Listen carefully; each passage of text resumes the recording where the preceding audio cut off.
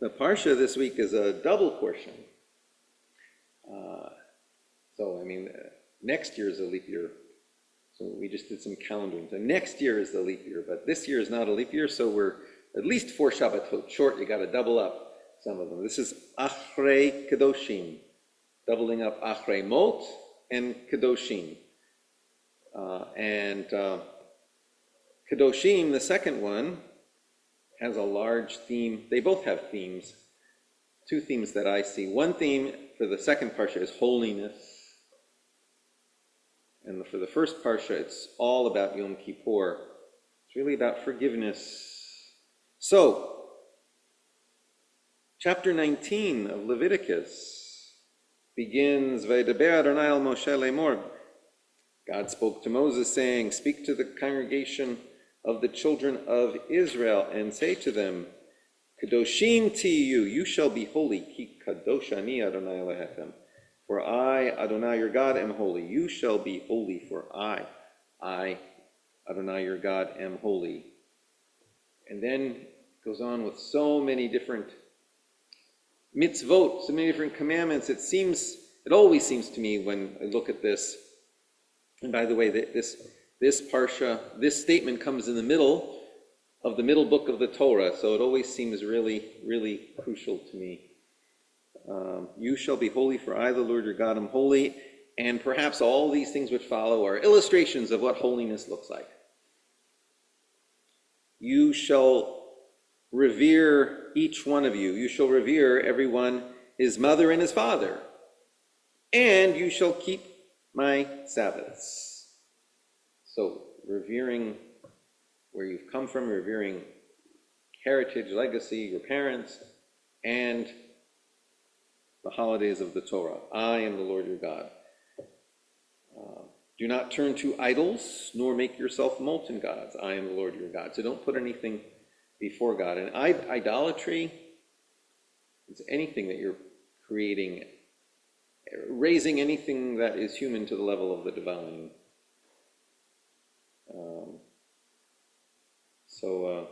Any mental images we have of God, I think, are also idols. God is bigger than anything we can envision.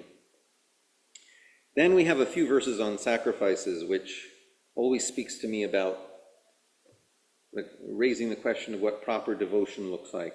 As I am the Lord your God, when you offer a sacrifice of peace offerings unto the Lord, you shall offer it that it may be accepted. And a few verses later, it continues with not only devotion, but also tzedakah, charity, tzedakah. It's more than charity, it's justice. But when you reap the harvest of your land, you shall not wholly reap the corner of your field, neither shall you gather the gleaning of your harvest. And you shall not glean your vineyard, neither shall you gather the fallen fruit of your vineyard. You shall leave them for the poor and for the stranger. I am Adonai your God. Tzedakah. That's part of what it looks like to be holy. You shall not steal, neither shall you deal falsely, nor lie one to another. Honesty. And you shall not swear by my name falsely, so that you profane the name of your God. I am the Lord. If you take a false oath, you are acting deceptively. You're claiming that something is true when it's not. It is ginivat dat, theft of the mind, it's called, theft of consciousness. You shall not oppress your neighbor, nor rob him. The wages of a hired servant shall not abide with you all night until the morning. So not only should you not steal, rob, oppress, but holding an employee's pay beyond when it's due is a form of theft. You shall not curse the deaf, nor put a stumbling block before the blind. Don't take advantage of someone's weakness. Don't give alcohol to an alcoholic, or drugs to an addict, or bring someone who has a gambling addiction to a casino. But you shall revere your God. I am I am the Lord. There was something in the news this week about casinos that give easy credit to those people in the casinos who have run out of cash for gambling, so they get easy credit. That would be directly a contradiction of this. You shall do no unrighteousness in judgment. You shall not respect the person of the poor, nor favor the person of the mighty. But in righteousness shall you judge your neighbor. This is very specifically for those acting as judges in courts. Judge out of what is just. Don't favor the rich or the poor, but favor justice when you are adjudicating in a court of law and justice. You shall not go up and down as a talebearer among your people. Neither shall you... So, gossip. Be careful what you say. At the same time, neither shall you stand idly by the blood of your neighbor. Don't. If you see someone suffering, don't just stand there. Do something. I am the Lord. You shall not hate your brother in your heart. You shall surely rebuke your neighbor and not bear sin because of him. So find some way to be corrective, but don't hate your neighbor. You shall not take vengeance, nor bear any grudge against the children of your people, but you shall love your neighbor as yourself. I am the Lord. You shall love your neighbor as yourself. A lot of people don't realize that comes from Leviticus. Leviticus gets a bad rap anyway. But love your neighbor as yourself. And this goes even further. What does it mean to be holy? What does it look like to be holy? We see near the end of this chapter, you shall rise up before the hoary head and honor the face of the elderly. You shall revere your God. I am the Lord. Honoring the elders. That used to be inscribed on the walls of the Jewish home. And if a stranger sojourns with you in your land, you shall not wrong the stranger. The stranger that sojourns with you shall be unto you as the homeborn among you, and you shall love them as yourself. Love the stranger as yourself. You don't think this is a radical document here. Love the stranger as yourself, for you were strangers in the land of Egypt. I am the Lord your God. You shall do no unrighteousness in judgment, in measurement, in weight, or in length, in measurement, or in weight. Just balances, just weights, a just ephah and a just hin shall you have. I am the Lord your God who brought you out of the land of Egypt. And you shall observe all my statutes and all my ordinances and do them. I am the Lord. So that's part of what holiness seems to look like. In Exodus 19, we're called to be a kingdom of priests and a holy nation. And when we read Leviticus 19, we get a snapshot of what holiness might look like. To be such and do such so that a sense of God's presence bursts through you into the world around you. But holiness is a high bar. We can easily fail. So, and Torah is meant as a path of life, a path by which we live and thrive, and a path that we can walk with success. So we read in the very previous chapter of Leviticus, chapter 18, at the beginning of chapter 18, the Lord spoke to Moses, saying, "Speak to the children of Israel, say to them, I am the Lord your God. After the doings of the land of Egypt in which you dwelt, you shall not do. My ordinances shall you do, and my statutes shall you keep. Mishpatai and chukotai. My ordinances and my statutes. My ordinances you shall do, my statutes you shall keep. To walk therein, I am the Lord your God. You shall therefore keep my statutes and mine ordinances, which if someone does, he shall live by them. If someone does, he shall live by them. Leviticus 18:5.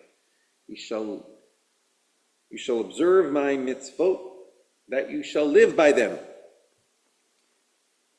In the Babylonian Talmud, Yom 85b, this principle is expressed in laid out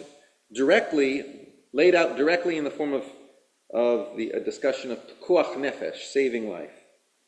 What is needed to save life supersedes almost every other mitzvah, except the commandments not to commit murder, adultery, or public idolatry.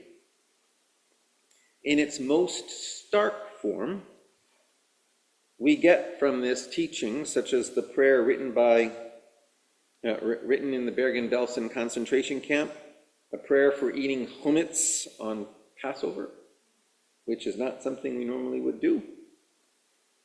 The prayer that says, while we would want to observe Pesach this year and avoid eating chametz, yet we are not free this year to decide our fate, therefore we are ready and able to observe the mitzvah of v'chai bahem, so you shall live by them. You shall live by the mitzvot and not die by them. So we will eat chametz this Passover in order so that we may live to observe other Passovers in the future. We're not supposed to die by the mitzvot. We also find this principle of you shall live by them in this parsha applied much more broadly. We are called to be holy and live holy lives, but we often fail. So Torah, as a path of life, provides for ways of atonement and forgiveness. Tractate Yoma, where this principle is discussed, is mostly about Yom Kippur. Yoma is the Aramaic word for Hayom, the day. What day? Yom HaKippurim, the day of Kapara. Yom Kippur is precisely what is being described in this parsha, in Achere Mot, the first part of this parsha.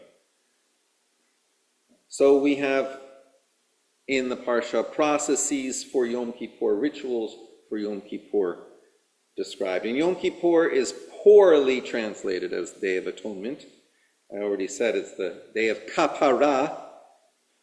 In the modern Jewish, the New Jewish Version, what's called the New Jewish Version of the Bible, the Jewish Publication Society Torah, modern translation, Kapara is translated as expiation. Expiation. Yom Kippur is the day of Kapara, wiping clean, the day of wiping clean.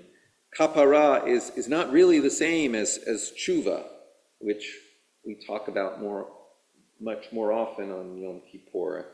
Return, repentance. That's tshuva. We talk about tshuva a lot on Yom Kippur. But kapara, which we read about in the Torah, is much more about some sort of spiritual contamination that seemingly settles over everything, including us, our community, the altar. I mean, when you read translations, this translation of the Torah, it says, shall make atonement for the altar, which doesn't make any sense. But if you make kapara, you shall wipe clean the altar somehow with this ritual. There's some type of spiritual contamination that settles over everything, in part as a result of our transgressions. And again, all of this needs to be wiped clean. Rabbinic readings of all of this focus on tshuva, and the Unatana Tokef prayer on Rosh Hashanah and Yom Kippur, who by fire, who by water, and it speaks of tshuva, tefillah, tzedakah, repentance, prayer, and deeds of righteousness. Avert the severity of the decree, which fits especially because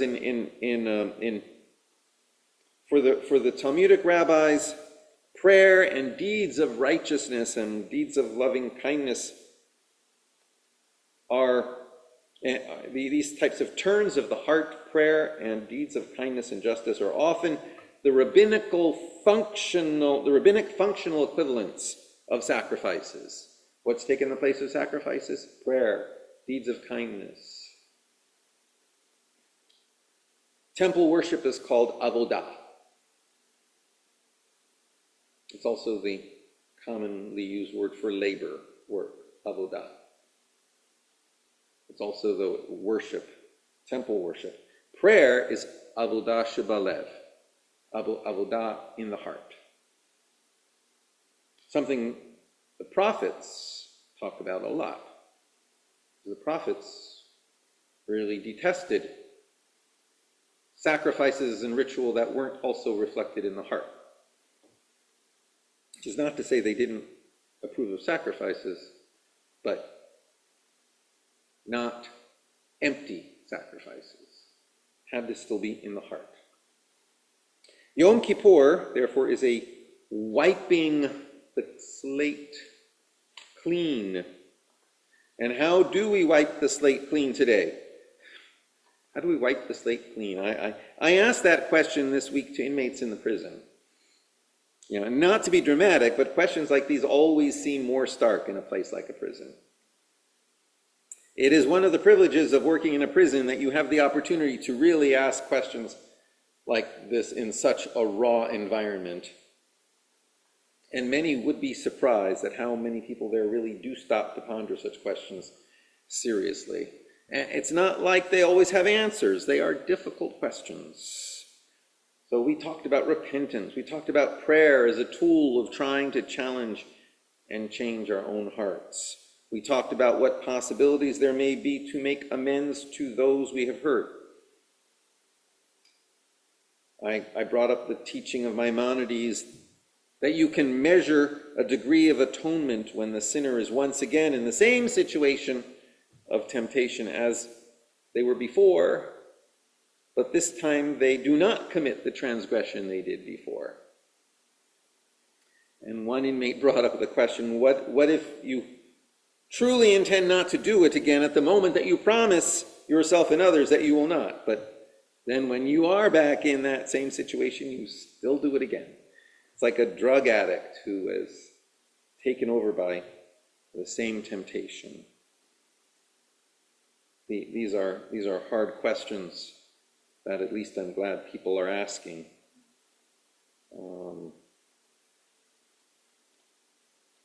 We talked about, is it the need not only to forgive others, but to forgive ourselves.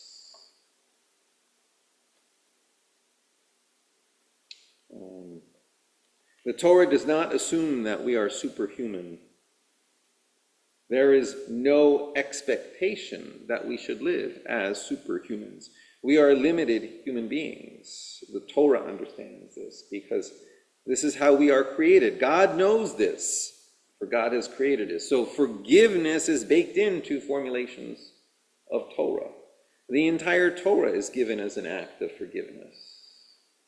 Moses goes up on Mount Sinai, traditionally on Shavuot, and comes down traditionally 40 days later, which works out to be the 17th of Tammuz. And we as a people are dancing around a golden calf, which needless to say is not good. And the 17th day of Tammuz is a day of fasting on our calendar. It is the anniversary of the breaching of the walls of the temple by the Babylonians, but the rabbis also say it is the anniversary of the golden calf. So we are fasting. Yet eventually Moses goes up the mountain again. A second set of tablets. Moses has to bring the tablets this time. It's like he has to have skin in the game. Has to do more than just go up and get tablets with words. He brings the tablets, and God will write the words. It is an act of reconciliation and forgiveness. The entire giving of the second set of tablets, the basis of the Torah that we live by today, is an act of reconciliation and forgiveness. And perhaps that is why the rabbis teach that Moses came down from the mountain the second time on Yom Kippur. And Yom Kippur is the time of the second giving of the Torah. Not only then are we called to holiness, Torah is given a second time on Yom Kippur, and in that regard, we live with and by the teachings of Yom Kippur every day of the year. We are called to holiness, but a large element of our way of holiness is also forgiveness. Forgiveness is part of the life of holiness we are called to. So I wish everyone a Shabbat Shalom as we contemplate holiness and forgiveness.